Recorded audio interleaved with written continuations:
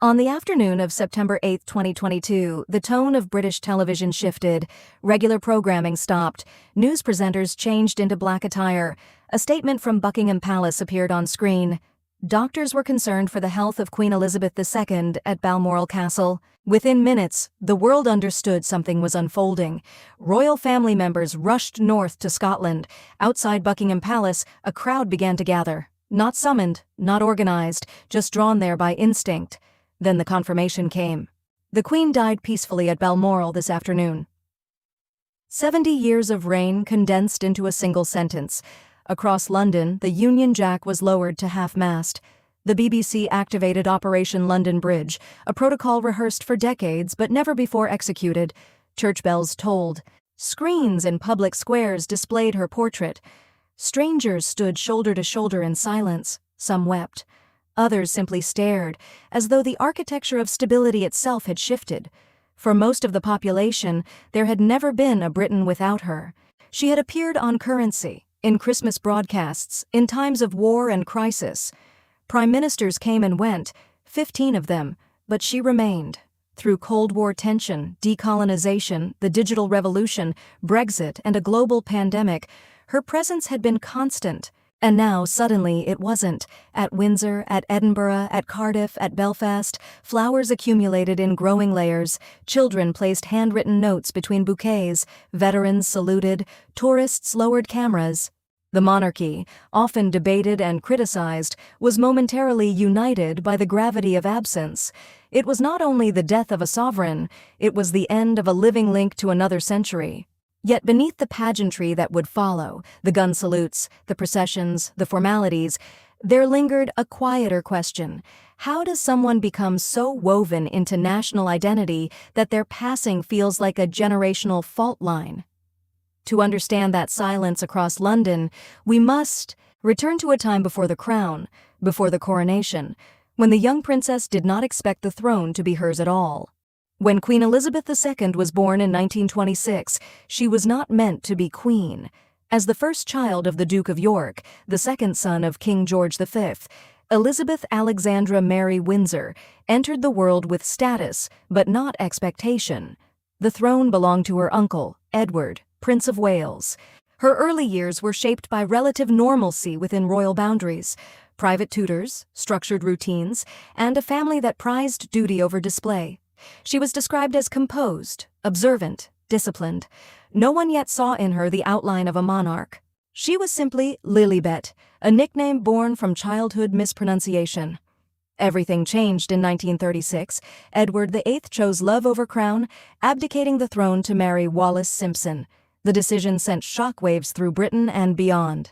Elizabeth's father, reluctant and unprepared, became King George VI. At 10 years old, Elizabeth moved from spare to heir apparent overnight. The transformation was quiet but irreversible. The young girl who had once lived outside direct succession now stood at the center of constitutional destiny. During the Second World War, that destiny hardened into public identity. In 1940, at just 14, Elizabeth delivered her first radio broadcast, addressing children evacuated from bombed cities. Her voice, steady and measured, carried reassurance beyond her years. The monarchy, shaken by abdication and war, found in her presence something stabilizing. She later joined the Auxiliary Territorial Service, training as a mechanic and driver, a symbolic act that blurred the line between royalty and citizen. At 21, on a tour of South Africa, Elizabeth made a declaration that would define her life. In a speech broadcast across the Commonwealth, she pledged that her whole life, whether long or short, would be devoted to service. It was not dramatic, it was deliberate. Those words were not spoken in anticipation of immediate accession, but as a commitment to continuity. She did not seek the crown. It came to her through crisis and inheritance, and from that moment forward, personal choice narrowed beneath constitutional expectation. The girl who never expected the throne began preparing to carry it, not as ornament, but as obligation. In February 1952, Princess Elizabeth was in Kenya when the news arrived. Her father, King George VI, had died in his sleep. She was 25 years old. A tour meant to represent continuity instantly became accession. The young woman who had pledged lifelong service 5 years earlier now carried the title in full. She returned to Britain not as princess, but as sovereign. The transition was abrupt, almost clinical. No rehearsal, no gradual introduction. A monarch had died. A queen had begun. The coronation on June 2, 1953, became a defining visual of the 20th century. Broadcast live on television, a bold decision at the time, it brought millions inside Westminster Abbey. Cameras captured ritual layered in centuries of symbolism: the anointing, the orb, the scepter, the crown. For many households, it was their first experience of a global event through a flickering screen. The monarchy entered the living room era. Elizabeth understood instinctively that visibility would define survival. Tradition would remain, but it would now coexist with modern media. Yet the crown she inherited presided over a nation in transition. The British Empire was dissolving, colonies sought independence, geopolitical influence shifted after the war. Instead of resisting that tide, Elizabeth navigated it by reframing power. The Commonwealth emerged as a voluntary association rather than imperial structure. She visited former colonies not as ruler of territory, but as symbolic head of partnership. The transformation required careful choreography, preserving dignity without projecting dominance. Her early reign coincided with accelerating change: the Cold War, technological advancement, shifting social norms. Prime ministers brought contrasting philosophies to her weekly audiences. Churchill, Eden, Macmillan, each era carried different pressures. Yet the sovereign remained constitutionally neutral, offering continuity rather than commentary. That neutrality, sometimes criticized as distance, was deliberate. Stability was her currency. Public perception during these years crystallized around youth and composure. Photographs of the young queen balancing motherhood with duty softened the image of monarchy without diminishing its authority. She was not theatrical. She did not chase charisma. Instead, she cultivated steadiness. In a world recalibrating after war, steadiness felt radical. The balcony appearances following state occasions became ritual affirmations. Crowds below, the royal family above, a choreography of permanence. But beneath the ceremony was adaptation. Elizabeth was not ruling an empire expanding outward. She was stewarding an institution learning how to contract without collapsing. The young queen did not halt change. She absorbed it. And in doing so, she redefined what endurance could look like in a century that rarely paused. By the early 1990s, the reign of Queen Elizabeth II had entered its most turbulent chapter. For decades, she had embodied composure through global transition. But now the instability was no longer geopolitical. It was personal, public, and relentless. In 1992, a year she would later describe as her annus horribilis, 3 of her children faced marital breakdown. Tabloid headlines splashed private disputes across front pages. Then, in November, a devastating fire tore through Windsor Castle. Symbolism collided with spectacle, the royal residence itself in flames. The monarchy, once buffered by distance, was now fully exposed to the modern media cycle. Satellite television and 24-hour news intensified scrutiny. Public sentiment shifted. Questions arose about relevance, privilege, funding. For the first time in her reign, Elizabeth faced visible skepticism at scale. The institution she had spent decades stabilizing now appeared vulnerable, not because of war or politics, but because of human imperfection amplified through cameras. Then came 1997. The death of Diana, Princess of Wales, triggered an emotional earthquake. As crowds filled the gates of Kensington Palace with flowers, the Queen remained at Balmoral with her grandchildren. Silence, intended as privacy and protection, was interpreted by some as detachment. Criticism surged. The monarchy's emotional temperature felt out of sync with public grief. Within days, Elizabeth returned to London and delivered a live televised address, speaking as a grandmother and acknowledging Diana's impact. It was a rare moment of visible adaptation, the sovereign adjusting tone to meet a new emotional era. The crises did not end there. The early 2000s brought further challenges: debates over modernization, constitutional discussions, the evolving identity of the Commonwealth.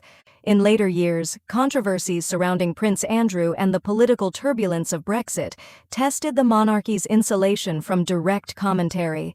Through each episode, Elizabeth maintained the same constitutional posture: neutrality above noise. What changed, however, was the speed of exposure. Social media accelerated judgment. Every public appearance was dissected in real time, yet her presence, measured, restrained, became part of the response. During the COVID-19 pandemic in 2020, when the nation entered lockdown, she addressed the country from Windsor. The phrase, "We will meet again," echoed wartime memory, bridging decades of service with present uncertainty. The years of fire did not dismantle the crown, they redefined it.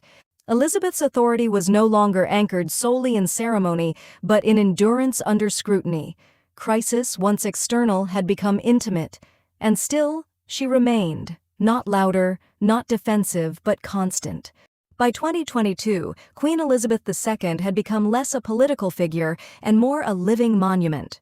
70 years on the throne had transformed her into a generational bridge, someone who had met Winston Churchill and also welcomed leaders born decades after her coronation. But time, patient and indifferent, was beginning to show its presence. The Platinum Jubilee in June 2022 was meant to be a celebration of endurance. Crowds filled the mall, military parades marched beneath balcony appearances, tributes flooded screens across the Commonwealth. Yet observers noted her reduced mobility. Appearances were shorter, duties were delegated more frequently to Prince Charles and other senior royals. The Queen still waved, still smiled, but the rhythm had slowed. Behind palace walls, adjustments were being made quietly. Public updates referred to mobility issues. No dramatic illness was announced. There was no spectacle, only gradual retreat. Still, she continued to fulfill core constitutional responsibilities. On September 6, 2022, at Balmoral Castle in Scotland, she appointed Liz Truss as Prime Minister. The image of the 96-year-old monarch greeting a new head of government circulated globally. It would become the last official photograph taken of her performing a constitutional duty. 2 days later, concern escalated. Family members traveled urgently to Balmoral. The palace statement that followed was measured but unmistakable. Then came the confirmation. She had died peacefully at the age of 96. There was no dramatic decline broadcast in advance, no public farewell tour.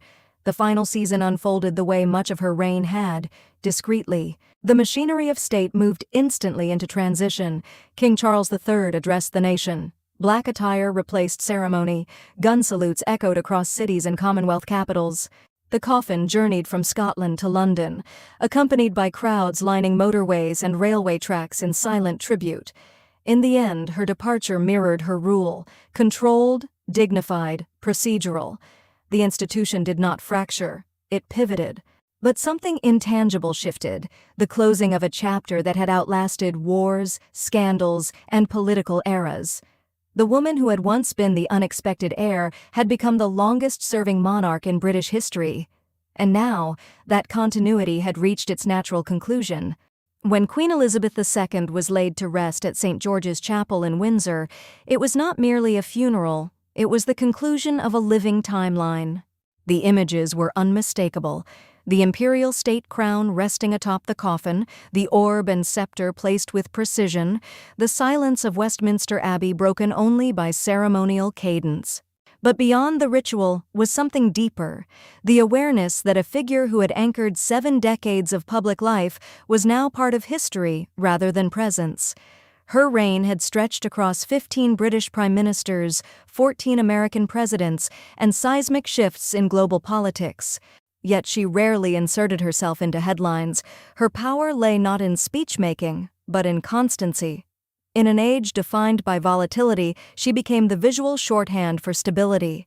Children who watched her coronation grew old beneath her rule. Entire generations knew no other sovereign. Legacy, in her case, is not measured only by policy, because constitutionally she did not govern in that way. It is measured in endurance, in ritual maintained without theatrical excess, in restraint preserved across decades of transformation. She oversaw the contraction of empire, the reinvention of monarchy, and the evolution of media scrutiny, without abandoning the framework she inherited. She did not choose the century she would inhabit, but she absorbed its turbulence and remained recognizable through it all. With her passing, the crown continues, as institutions do, yet something irreplaceable ended, the final thread connecting the present directly to the wartime past. Queen Elizabeth II did not merely reign, she endured, and in endurance she became inseparable from the era she defined.